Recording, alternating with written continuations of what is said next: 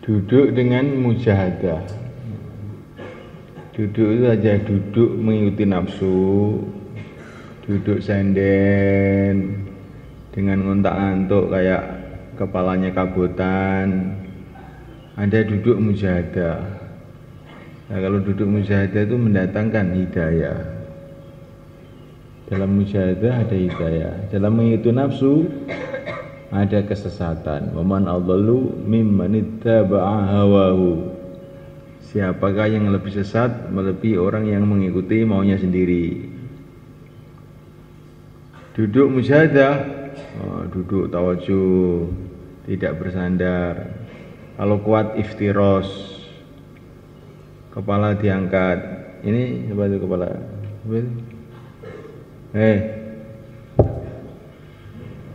Kepalanya diangkat. Pokoknya kalau belum diangkat semua nggak mulai bayan. Itu kamu dengan meletakkan di bawah kepala merugikan seluruh umat ini. Jadi berhenti bayan, nggak jadi bayan nanti.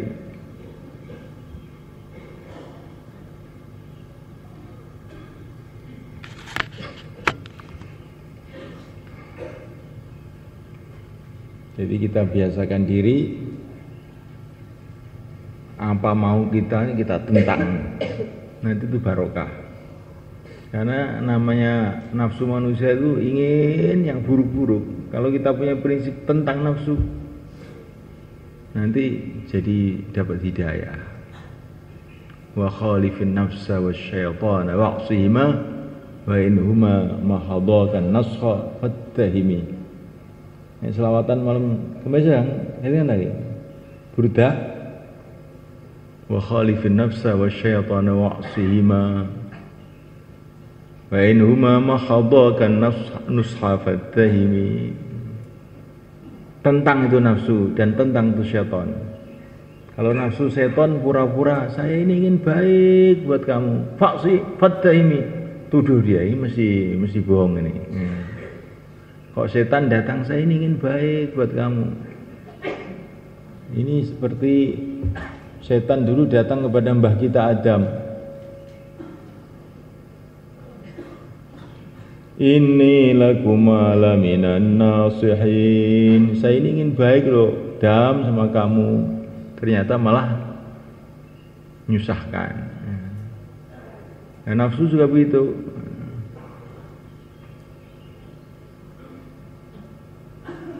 Kita ini dibikin mengikuti nafsu, suruh tidur, suruh enak-enakan. Akhirnya bukan senang, tapi akhirnya malah sengsara. Di pesantren, sudah kamu tenang-tenang aja. Banyak tidurlah kamu. Akhirnya 10 tahun di pesantren gak dapat ilmu. Keluar 40 hari, setan datang. 40 hari itu lama loh itu, 40 hari itu. Kamu relax-relax saja. Apalagi waktu bayan hidayat ini, tidurlah kamu. Supaya waktu itu cepat berlalu. Perbanyak tidur, perbanyak ngobrol. Sehingga 40 hari pulang, imannya nggak naik. Wancat saja. Ini namanya syaitan. Tapi kita tentang syaitan itu, kita tentang nafsu itu. Ada seorang wali mulai kan. Ini cerita penting ini. Wali ini punya keramat. Keramatnya apa? Kalau manggil binatang-binatang tuh semua itu datang. Burung-burung, datang sini. Langsung datang. Pokoknya binatang-binatang, apalagi manusia, dipanggil dia, datang. Nah, satu hari itu dia manggil-manggil burung itu nggak ada yang mau datang. Pasilanya nggak dapat. Nah, manggil burung itu nggak datang. Maka dia ini heran. Salah saya ini apa? Dosa saya ini apa? Gitu. Ternyata dosanya itu apa? Dosanya itu dia makan dengan nafsu. Biasanya itu makan itu musyahadah. Pokoknya saya makan tuh hanya karena perintah Allah, supaya kuat untuk amal. Udah, apa saja makanan, pokoknya asalkan ikut perintah Allah, bismillah. Nah, biasanya begitu. Tapi hari itu karena dikasih makanan enak sama temannya, makannya kok enak, wet, keramatnya hilang. Keramatnya hilang. Jadi orang itu kalau mengikuti nafsunya keramatnya hilang. Nanti keluar gak dapat taskilan. Nah sekali orangnya malah lari. Insyaallah kan? Di Nizamuddin itu selalu saya dikasih cerita ini zaman dulu. Bagaimana Syekh Nizamuddin Aulia, ya. Syekh Nizamuddin Aulia itu yang dulu ulama besar yang dikubur di itu dekat markas itu. Sampai sekarang juga masih ada kuburannya. Beliau ini sakit, kakinya pincang, sakit, toklek. Ketemu pendeta Hindu. Syekh, katanya pendeta Hindu, mau saya obati? Kamu bisa? Mau apa enggak? Katanya. Ya mau. Kakinya dipegang sama pendeta Hindu tadi, langsung sembuh. Maka Syekh Nizamuddin itu heran, oh kamu hebat betul. Apa yang amalan kamu? Amalan saya ini Syekh, kata orang Hindu itu, apa kesenangan nafsu saya tentang. Kalau saya ingin ke timur, saya ke barat. Kalau saya ingin ke barat, ke timur. Kalau saya ingin ngomong, diem. Kalau saya ingin diem, ngomong. Kalau ingin makan, nggak makan. Kalau sudah nggak mau makan, makan. Itu amalan saya. Dengan amalan itu saya jadi sakti saya. Kaki sakit tak pegang, langsung sembuh. Oh begitu. Sekarang saya mengajak kamu masuk Islam, katanya Syekh Nizamuddin. Iya, saya mau ikut, katanya. Nah kok enak saja, kamu kan pimpinan orang Hindu. Iya, tadi hati saya tanya, mau nggak masuk Islam? Nggak mau, langsung masuk saya. Nah gitu. Akhirnya jadi muridnya Syekh Nizamuddin. Nah, gitu caranya.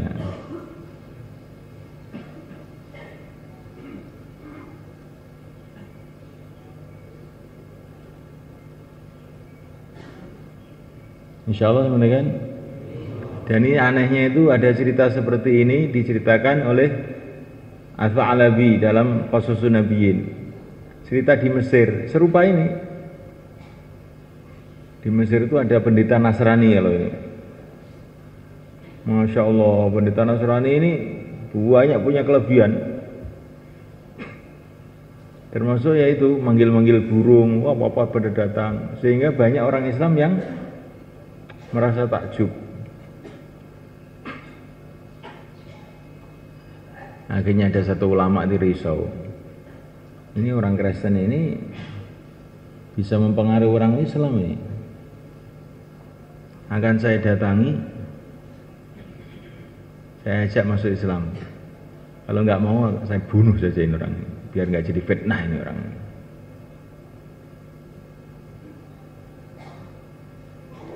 Maka ulama itu datang kepada pendeta Nasrani ini.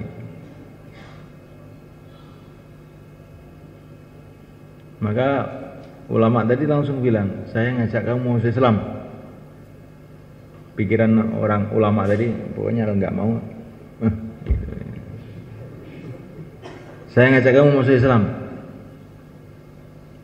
Nah orang Nasrani tadi lu semua kan, langsung, iya saya siap masuk Islam. Kamu ini beneran apa tidak? Katanya orang Islam ini. Masa diajak masuk Islam gak dikasih tahu apa-apa tentang Islam, langsung, iya siap, kamu ini bohongi saya. Bukan bohongi, betul saya masuk Islam. Apa dasarnya? Dasarnya itu saya tanya hati saya, mau nggak masuk Islam? Hati saya bilang tidak, katanya. Langsung tak tentang nafsu saya. Karena saya ini punya amalan menentang nafsu. Pokoknya apa yang berat untuk nafsu saya kerjakan. Maka saya tanya hati saya, kok berat? Sudah masuk Islam saja. Bagaimana kalau ini kita jadikan amalan kita juga? Siapa yang mau pulang, berangkat. Yang mau wasi-wasi itu. Lah sudah ditasil 40 hari bagaimana? Kamu pulang seneng apa berat? Nah, seneng Pak, keluar lagi. Nanti kamu jadi sakti kamu. Tapi kalau kenapa kok pulang? Ya, memang saya sudah kangen rumah Pak, sudah setahun saya ini meninggalkan rumah. Oh bagus, tapi kamu tidak sakti kamu biasa, ya, biasa.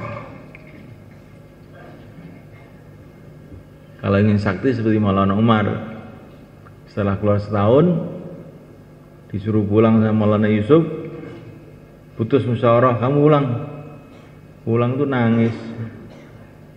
Bagaimana kok saya suruh pulang, umat kayak begini? Pulang, kata Maulana Yusuf. Putus musyawarah, pulang. Akhirnya sakti itu, emang nggak mau pulang sebetulnya itu. Akhirnya di mana-mana jadi asbidaya. Ini kalau cerita ya enak insya Allah ya. Jadi kalau amalkan bagaimana? Kalau amalkan bagaimana? Lebih enak. Kamu jadi sakti ya. Kalau kamu tidak mau ngamalkan, kamu jadi orang biasa, karungan, ombyoan, karkun biasa. Kalau sudah suruh pulang kok nangis, wah ini karkun sakti ini. Bagaimana semuanya? Jadi kita keluar ini bukan hanya 4 bulan, 40 harinya itu. Kalau 4 bulan, 40 hari itu memang sudah insya Allah sudah berangkat memang. Tapi bagaimana timbul perubahan dalam hati? Suka menentang nafsu. Karena pengalaman orang-orang dulu itu, apa yang berat itu setelah itu datang nusratullah. Para sahabat diajak ke Badar nih, Masya Allah berat. Wa inna fariqam minal mu'minina lakarihun yujadilunaka bil haqqi ba'dama tabayyana lahu. Akhir ayat. Gimana sob itu? Coba ayatnya. Siapa yang hafal? Ini nggak ada syakir sih masalahnya. Ini sudah pikirnya 6 sifat saja, sudah ayat-ayat sudah lupa semua. Ya, bagus. Ya. Ini banyak hafid Quran di ini sebetulnya. Jadi orang-orang ahli Badar itu ketika diajak berangkat itu sebagian itu berat itu rasanya. Ka'annama yusaquna ilal mauti wa hum yanzurun, rasanya itu mati rasanya. Dalam hati itu ini kita ini disuruh mati nih. Berat. Tapi justru ketika berat itu sampai di Badar datang pertolongan Allah yang luar biasa. 1000 malaikat Allah datangkan untuk membantu mereka.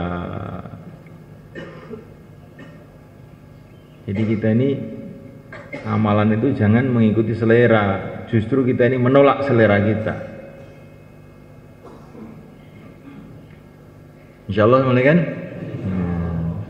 Itu kita jadikan prinsip dalam setiap kerja kita.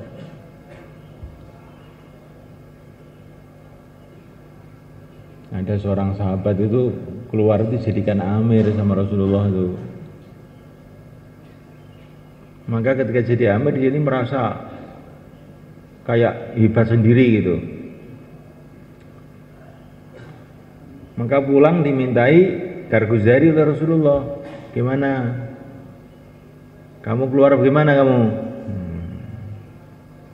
Ya Rasulullah, saya mohon kalau keluar lagi jangan sekali-kali saya jadikan amir.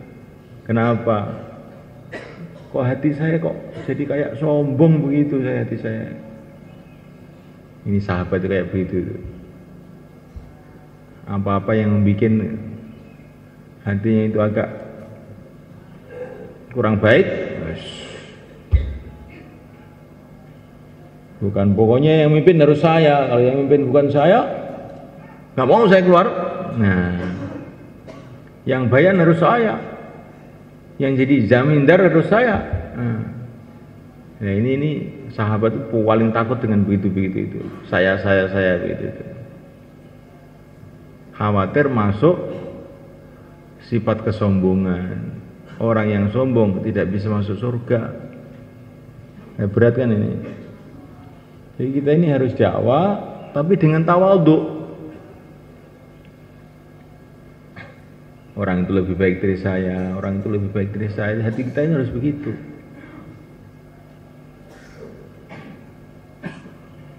Sampai kepada orang yang maksiat pun kita husnudzon.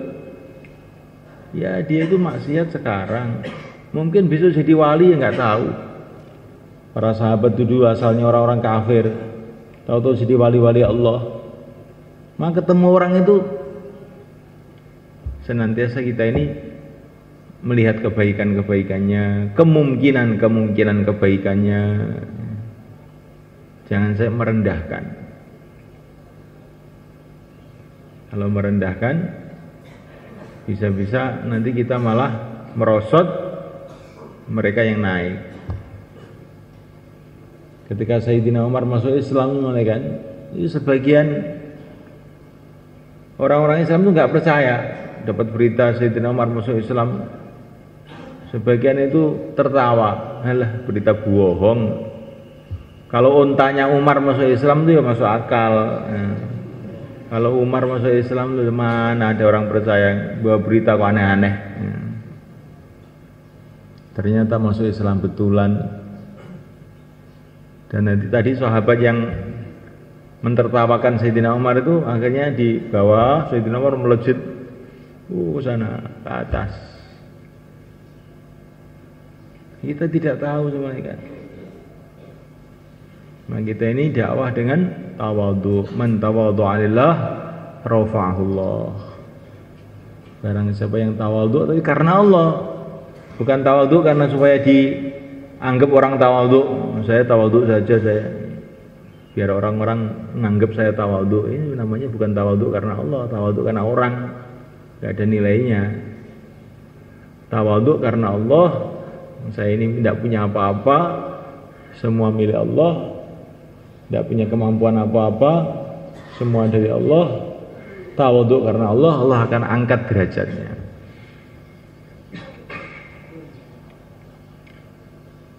Dalam satu hadis dikatakan, kurang lebihnya Allah memandang hati manusia pada zaman Nabi Musa, dan Allah melihat tidak ada hati yang lebih tawadhu melebihi hatinya Nabi Musa. Maka Allah angkat Nabi Musa menjadi kalimullah, mendapatkan firman langsung dari Allah. Saking tawadhunya. Dan Allah melihat hati zaman baginda Muhammad SAW. Allah tidak melihat hati yang lebih tawadhu melebihi hati yang mulia baginda Muhammad SAW. Maka Allah SWT pilih baginda Nabi menjadi kekasihnya, nabinya, rasulnya. Ya asbabnya itu begitu, maksudnya begitu. Ya memang sebelum lahir juga Rasulullah sudah dipilih oleh Allah. Tapi asbabnya itu, prosesnya itu begitu. Kemudian Allah melihat hati manusia setelah baginda Nabi. Maka Allah melihat tidak ada hati yang lebih baik melebihi hatinya para sahabat. Maka Allah memilih para sahabat untuk menemani nabinya. Maka kita ini juga begitu. Sekarang ini Allah melihat hati kita. Maka hati yang dipenuhi tawadhu, dipenuhi takut pada Allah, harap kepada Allah, cinta kepada Allah, dan itu nanti yang akan takut, yang akan dipilih oleh Allah. Semoga Allah memilih kita semua. Maka ini kita keluar ini untuk perbaikan hati ini semuanya. Dan perbaikan hati itu dimulai daripada yakin. Kalau orang itu punya yakin kepada Allah, yang berkuasa hanya Allah, Allah melihat saya, Allah mendengar saya. Kalau orang itu punya yakin kepada Allah, otomatis timbul sifat-sifat hati yang baik. Timbul takut kepada Allah, timbul cinta kepada Allah, timbul tawakal, bergantung hanya kepada Allah. Nah kalau sudah begitu, macam-macam pertolongan Allah yang ghaib, yang tidak dikira-kira, seperti pertolongan Allah yang telah datang kepada para nabi, para rasul, para sahabat, akan datang kepada kehidupannya. Kalau hatinya sudah begini, kayak hatinya para sahabat, mendengar Allah sudah gemeter. Nah ini hati yang sudah begini ini, nanti dia dapat pengalaman-pengalaman luar biasa. Hati yang cinta kepada Allah, contohnya seperti Sayyidina Abu Bakar, hati cinta itu datang kepada Rasulullah, ya Rasulullah, ini seluruh harta saya, terserah Tuhan, nanti kalau punya harta lagi akan saya setorkan lagi ya Rasulullah. Ya. Datang seorang sahabat yang lain, ya Rasulullah, ini separuh harta saya, semoga dapat pahala. Iya. Nabi itu tersenyum. Kok beda banget ya kamu dengan Abu Bakar, katanya. Abu Bakar korban seluruh harta, belum mikir pahala, pikirnya mau korban lagi. Pokoknya nanti kalau saya mau ada harta lagi, saya akan korbankan lagi. Kamu baru korban separuh sudah berharap pahala. Ya, Abu Bakar itu amat karena cinta. Orang itu kalau cinta itu sudah korban itu seneng gitu dok. Korban itu seneng. Pokoknya korban seneng. Nggak mikir itu hasilnya apa, itu nggak mikir. Pokoknya korban seneng. Itu Sayyidina Abu Bakar Siddiq radhiyallahu ta'ala yang dikatakan imannya tertinggi di kalangan umat ini. Bahkan bukan di kalangan umat, kalangan seluruh manusia selain para nabi, para rasul, maka Abu Bakar ini yang tertinggi imannya. Orang itu yang dipikir korbannya, senengannya korban. Kalau korban seneng, sampai itu belum terpikir pahala. Ini saya keluar 40 hari supaya bebas dari sifat munafik, bebas dari api neraka. Sudah 40 hari sudah khatam saya, maka pulang saya akan berhenti dari tabligh ini, kapok seumur hidup saya. Nah ini bukan sifatnya Abu Bakar. Sifatnya Abu Bakar itu korban.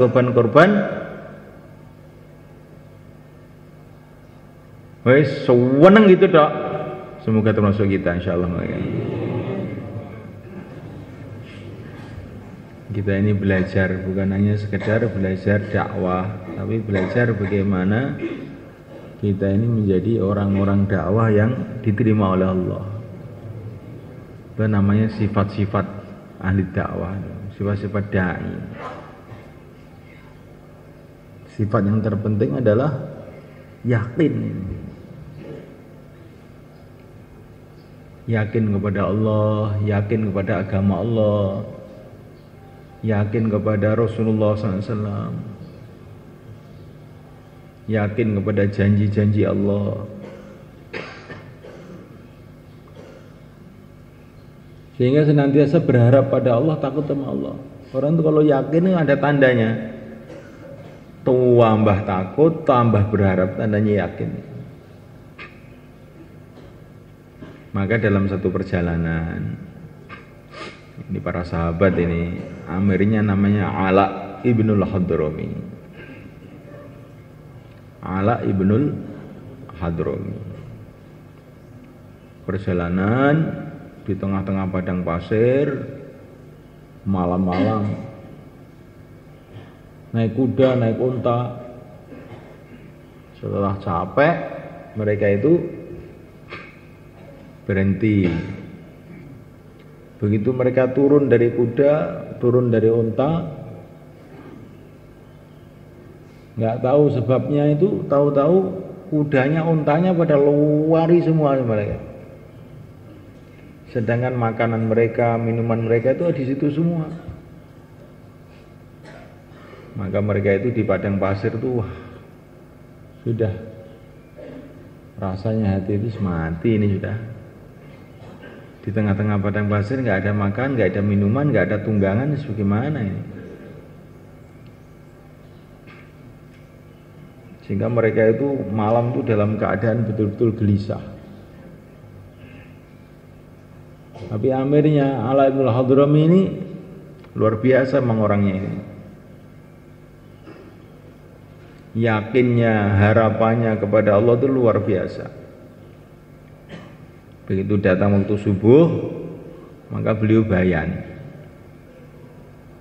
Bayannya bukan kayak kita, ewek sambil ngantuk begitu, enggak. Ini tengah padang pasir, kendaraan semua sudah hilang, makanan hilang, minuman hilang. Itu lehernya itu saking hausnya sudah kayak mau copot.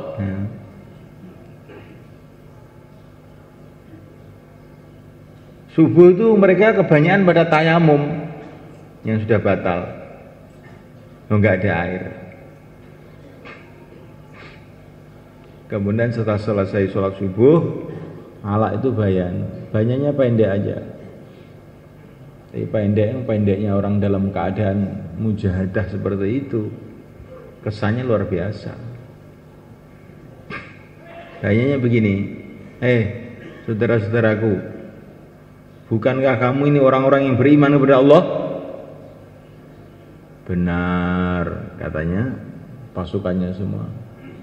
Bukankah kamu ini fisabilillah, dalam membela agama Allah? Benar. Orang seperti kamu ini tidak mungkin disia-siakan oleh Allah. Pasti Allah akan menolong kamu. Ayo doa.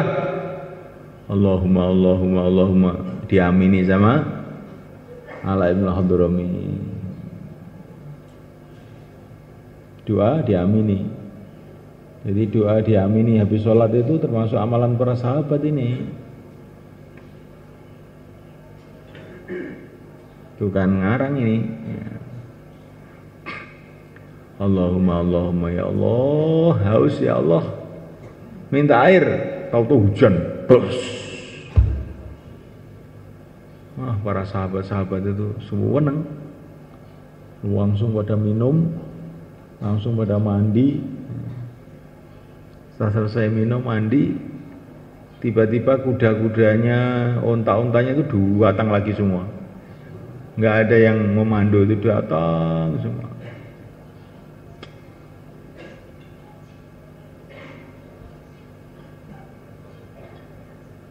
Orang dalam kesulitan berharap hanya kepada Allah. Kalau kita sekarang untuk bayan, kita harus berharap sama Allah. Ya, itu mudah. Dalam kesulitan-kesulitan, asbab-asbab tidak ada. Orang sudah pada putus asa, kok hati kita kepada Allah. Nah itu menurut pengalaman orang-orang dulu itu, Masya Allah, pertolongan Allah itu langsung datang. Kayak Nabi Musa, depannya lautan, belakang pasukan Fir'aun. Semua temannya sudah pada ketakutan semua. Inna lamudrukun. Tapi Nabi Musa, kala, jangan terkesan dengan keadaan-keadaan ini. Inna ma'ya Rabbi, Tuhanku bersamaku. Di dalam keadaan sudah kepepet betul Nabi Musa itu, hatinya hanya bergantung pada Allah. Inna ma'ya Rabbi, Tuhanku bersamaku. Akhirnya datang pertolongan Allah. Kita nanti kalau menghadapi masalah-masalah sulit begitu. Insyaallah kan?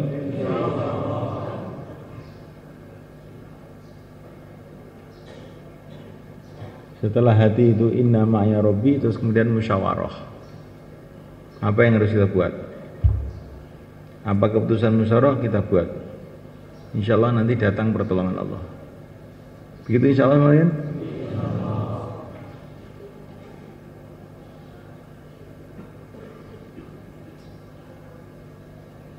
Sayyidina Ali datang ke Yaman. Ini sering saya ceritakan. Karena di sini ini ada rahasia yang penting kita renungi. Di Yaman beliau cuma bicara 5 menit, nggak ada 1 menit. Saya ini diutus oleh Rasulullah mengajak kamu masuk Islam. Gitu dok. Satu kabilah namanya kabilah Hamadan, kabilah besar sekali, satu suku di sana langsung masuk Islam semua. Kenapa ini kata-kata Sayyidina Ali ini kok begitu barokah ini? Rahasianya di mana? Padahal sebelum itu sudah dikirim jamaah selama 6 bulan di Yaman, gak dapat taskilan sama sekali. Dikirim Sayyidina Ali setengah menit gerudukan. Dikirim jamaah 6 bulan gak dapat taskilan blas. Ini dakwah itu kayak begitu itu. Ini bukan berarti jamaah yang 6 bulan itu nggak ada gunanya, bukan begitu. Cuman para ulama itu ingin ngambil pelajaran dari Sayyidina Ali. Kok pembicaraannya itu begitu berkah? Dari mana? Wallahu a'lam. Di antara sebabnya memang sebelumnya itu Sayyidina Ali memang sudah banyak berkorban, banyak bersusah payah untuk agama. Yang kedua, itu rahasianya itu di dalam perkataan beliau itu. Saya disuruh Rasulullah. Nah, ini loh. Jadi beliau itu datang bukan atas nama pribadinya, bukan atas nama Ali bin Abi Thalib. Tapi dalam hati beliau ini, saya ini diutus Rasulullah. Saya ini penerusnya Rasulullah. Mengajak kamu masuk Islam. Orang itu kalau merasa meneruskan Rasulullah itu, merasa disuruh Rasulullah itu jadi punya kekuatan yang luar biasa. Ini ada jin mencuri makanan. Nah, yang jaga makanan itu Sayyidina Abu Hurairah.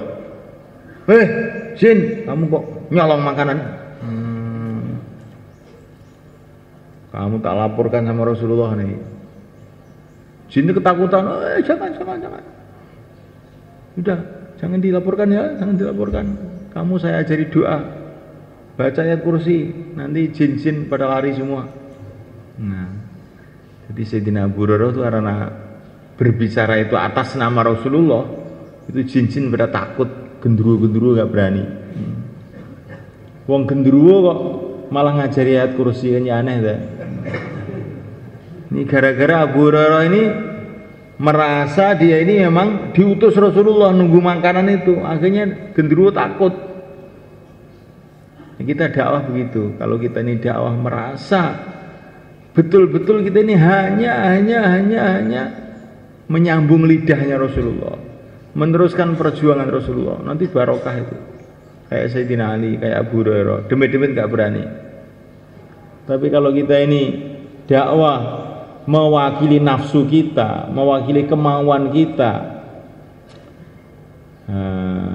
nggak ada kekuatannya, nggak dimakan setan nanti kita ini. Insya Allah kan? Tanamkan dalam hati saya itu dakwah itu hanya meneruskan Rasulullah. Kalau jauhlah, kalau khususi, sebetulnya saya ini tidak layak ngomong, tapi karena saya ini meneruskan Rasulullah, ini perintah Rasulullah, ya saya kerjakan. Nanti dakwah kita akan barokah.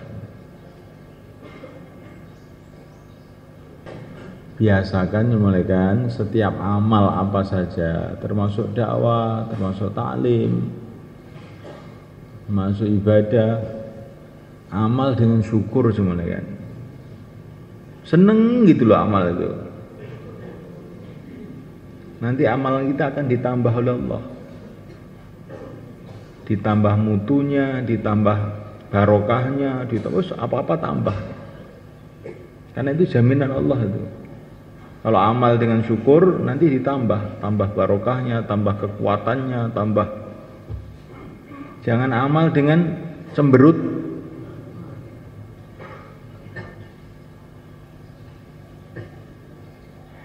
Amal itu dengan sedih.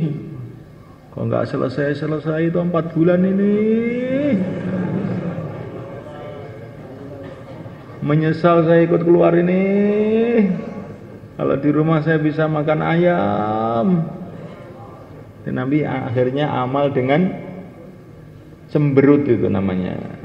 Kita amal dengan syukur. Insyaallah mulai kan?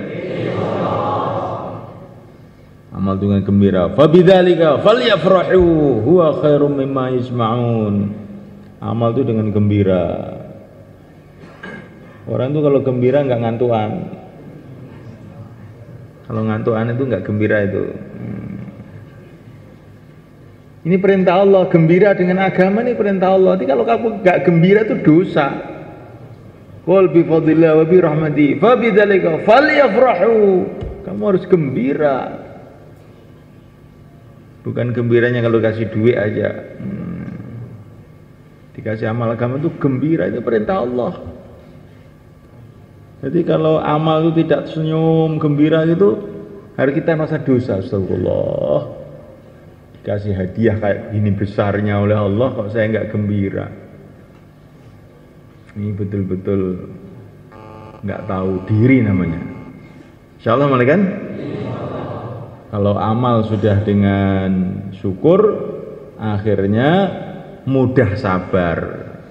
Orang itu kalau syukur mudah sabar, betah akhirnya. Karena tahu amal ini amal besar, agama ini perkara besar, hanya syukur, setelah syukur menghadapi kesulitan apa-apa jadi sabar.